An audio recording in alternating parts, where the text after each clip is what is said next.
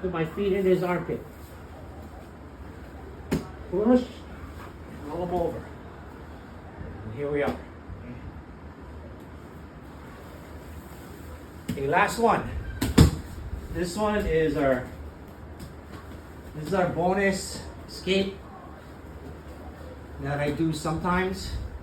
It works when it works, but sometimes it doesn't work. So a lot of times when I'm here, they try and choke me. See his hands and his arms? I'm gonna catch his arm, bump him forward, trap that arm behind his back. Okay, so I'm gonna have his arm behind his back, push his elbow up, and get it up here, kind of like a kimura. And now he's gonna try to get it out. Okay. Now with that, I know his arm is trapped. I'm gonna bump and roll him over. Okay. He's gonna try to close his guard. I'm gonna keep that arm trapped.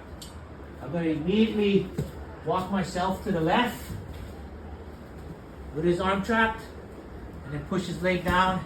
I'm gonna pass his guard, holding onto his arm. Come up to the mount, roll him over, close guard, and now I'm gonna submit him by pulling this arm up his back for submission. That last one works sometimes, but it also confuses the top person because his arm is stuck. So my advice is try the first one. First one is a trap and roll, very basic mount escape. And then depending on the scenario of your partner, again, where his body's positioned, you have to take into account changing your escape. Okay? So stiff arm when they're sitting up. When they're hovering, you can do the octopus, come out to the back, and that arm trap behind the back. Whenever I can take control and then grab it behind his back, then I'll try that escape. Another thing too, like people I notice, they panic when they get mounted. But if you do it right, when you time it, you can actually have him help you escape, and it's not a struggle. So I'll give you an example of what I like to do when I roll. So one really good one is you need to have confidence, right? That if he gets a cross grip here, he's halfway to a choke, which is fine. Okay? I'll let him get the second hand, and then I'll grab his far elbow and I'll pull it in.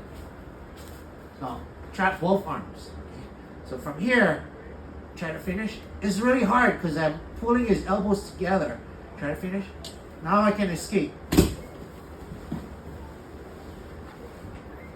And I'm safe. Okay, so what I said earlier is you have to learn to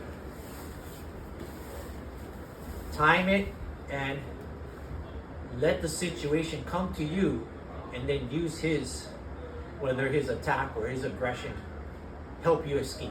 So that escape for me is way easier, because if my partner's trying to choke me, they're focused on putting pressure, that cross choke. If I hug the elbows, they can't finish me, and then I'll bump and roll. So in essence, I'll let my partner help me escape. But you have to build that confidence up. You can't just start and let somebody choke you. Obviously you're gonna get choked, but as you keep practicing your escapes, you're gonna realize you have a lot more time if you defend it correctly. And when you time your escape, it's easier. You don't wanna struggle trying to escape when it's the wrong time to escape or the wrong position to escape. You have to always remember the position of your partner will signify what escape to use.